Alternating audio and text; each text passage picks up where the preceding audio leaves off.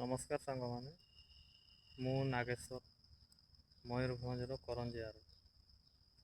ଆଜି କଥା ହେବା ମୋର 7-8 ମାସ ହେଲାନି ସୁଗାର ରୋଗର ଶିକାର ହେଇସାରିଛି ମୁଁ। ତ କଥା ହେବା ଏଟା ଯେ କୋଉଠୁ ମେଡ଼ିସିନ, କ'ଣ ମେଡ଼ିସିନ ଖାଉଛି, କେତେ ଦିନ ହେଲା ଖାଉଛି, ଏଇସବୁ ବିଷୟରେ ଟିକେ କଥା ହେବା।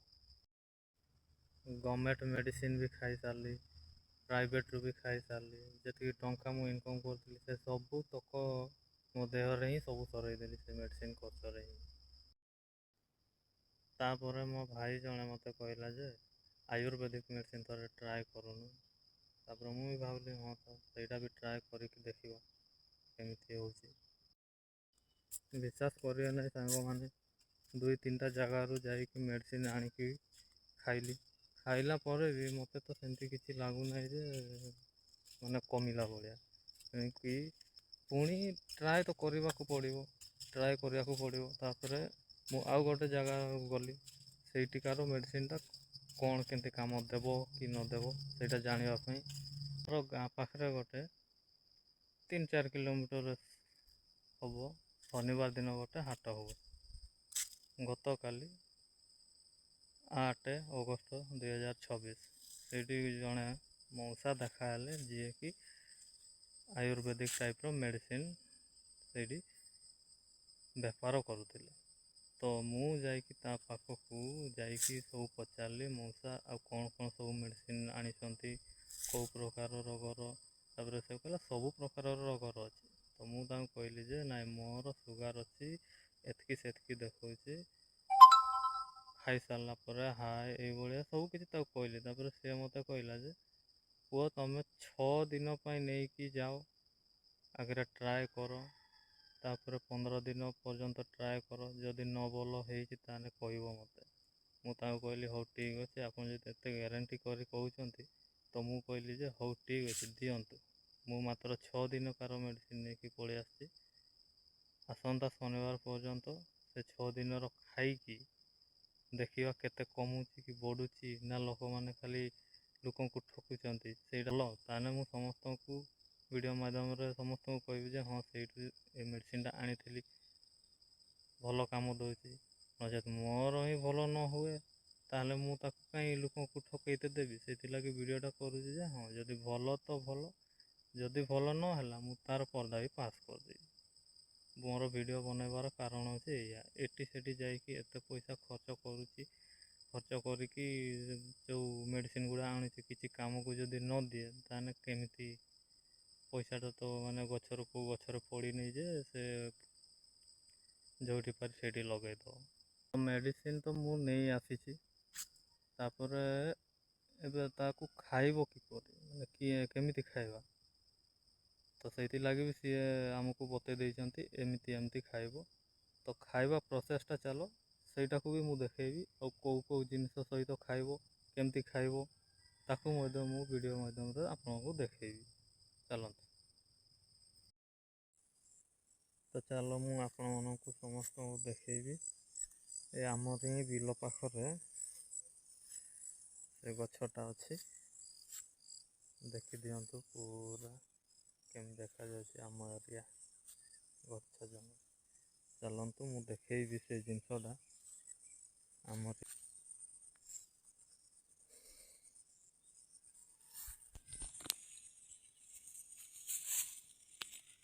ଏଇଟା ହେଉଛି ସେ ଜିନିଷଟା। କେଉଁ ଗଛ ଟିକେ କହିଲ? ଲାଜକୁଳି ପତ୍ର।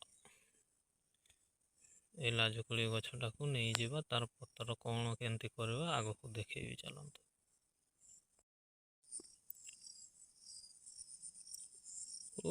ଲାଜେଇଗଲା ଲାଜେଇଗଲା। ଏଇଟାକୁ ନେଇକି ଚାଲ ଆମ ମେଡ଼ିସିନରେ ଏଇଟାକୁ କେଉଁ ପ୍ରକାର ବ୍ୟବହାର କରିବା ଦେଖିବା ଆଉ।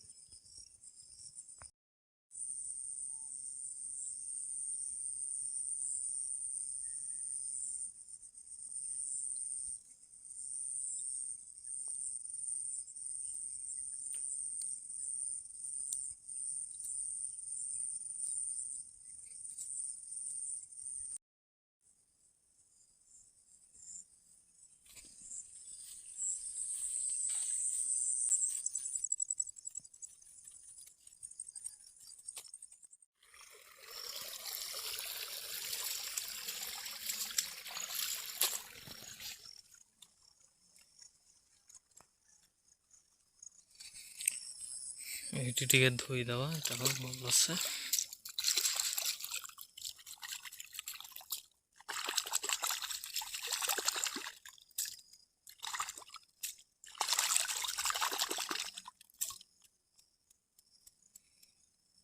ଆଉଥରେ ପୁଣି ଘରେ ଭଲସେ ଧୋଇଦେବା।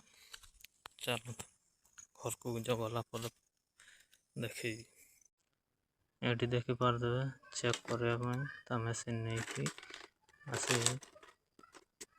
ଚାଲ ତାକୁ ସବୁ ତାର ସେଟଅପ୍ କରିସାରିକି ଚେକ୍ କରିବା।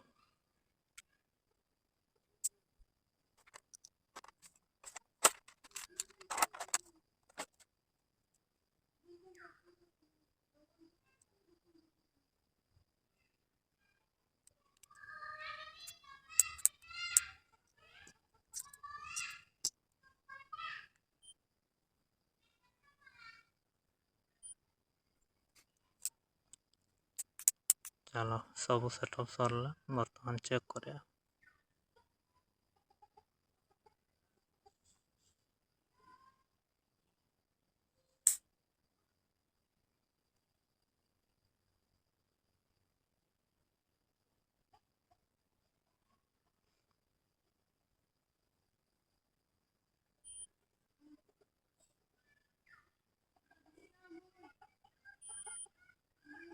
ଦେଖିପାରୁଥିବେ କେତେ କଣ ଆସିଲା ଆପଣଙ୍କ ସାମ୍ନାରେ। ଏଠି ପଥରଟାକୁ ଭଲ ଭାବରେ ସଫା କରିକି ତା ଦେହରେ ଯେଉଁ ପଥରଟା ଅଣା ହେଇଥିଲା ତାକୁ ଏଠି ବାଟିବା। ପେଷ୍ଟ ଭଳିଆ ହାଲକା ଫୁଲକା ପାଣି ଦେଇକି ପେଷ୍ଟ ଭଳିଆ ଭଲସେ ଗୁଣ୍ଡ କରିବା। ଗୁଣ୍ଡ କରି ସାରିବା ପରେ ତାକୁ ଗୋଟେ କପଡ଼ା ସାହାଯ୍ୟରେ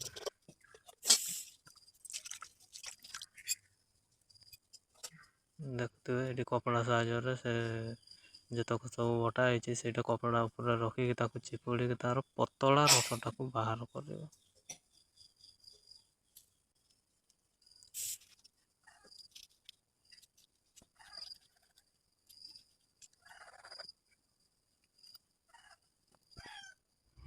ଦେଖିପାରୁଥିବେ ଏଇଭଳିଆ କରିକି ତାର ପତଳା ରସଟାକୁ ବାହାର କରିବା। ବାହାର କରି ସାରିଲା ପରେ ତା ଦେହରେ କିଛି ପାଣି ମିଶାଇବା। ଦେଖିପାରୁଥିବେ ଏତିକି କାନ୍ତର ମୁଁ ପାଣି ମିଶାଇଲି। ଏଠି ଦେଖିପାରୁଥିବେ ଔଷଧ ଲୁହାର ପନକିଟାକୁ ଗରମ କରିଛି। ଦେଖିପାରୁଥିବେ ସେ ପନକିଟା ଗରମ ହୋଇସାରିଲା ପରେ ତା ଦେହରେ ଛୁଙ୍କ ମାରିବା। ଛୁଙ୍କ ମାରି ସାରିକି ଦୁଇଟା ସେଇଠୁ ଗଲି ବାହାର କରିକି ଖାଲି ପେଟରେ ଚୋବେଇ ଚୋବେଇ ତା ଦେହରେ ଏ ପାଣି ପିଇଦେବା। ପୁଣି ଦେଖା ହେବ ସାଙ୍ଗମାନେ ଆସନ୍ତା ଶନିବାରରେ। ଦେଖିବା ସେ ମଉସାଙ୍କୁ ବି ଦେଖେଇବା। ତ ସେତିକି ପର୍ଯ୍ୟନ୍ତ ଆପଣ ଚ୍ୟାନେଲଟିକୁ ସବସ୍କ୍ରାଇବ୍, ଭିଡ଼ିଓଟିକୁ ଲାଇକ୍, ଭଲ କମେଣ୍ଟ ଗୋଟେ ଦିଅନ୍ତୁ। ଦେଖିବା ଯଦି ମୋର ଦେହ ଭଲ ହୁଏ ତ ଆପଣମାନଙ୍କ ଯେତେ ବି ଯାହାଙ୍କୁ ବି ସୁଗାର ହେଇଛି ଯଦି ମୋତେ ଭଲ ହୁଏ ତେବେ ସେ ମେଡ଼ିସିନର ଜାଗା ଠିକଣା ସେ ତାର ସବୁ କିଛି ମୁଁ କହିବି। ତ ରହିଲି, ଦେଖାହେବ ପୁଣି ଆଉ ଏକ ନୂଆ ଭିଡ଼ିଓରେ। ସେତେ ପର୍ଯ୍ୟନ୍ତ ଆପଣଙ୍କ ଦେହର ଯତ୍ନ ନିଅନ୍ତୁ। ଜୟ ଜଗନ୍ନାଥ, ଜୟ ଓଡ଼ିଶା।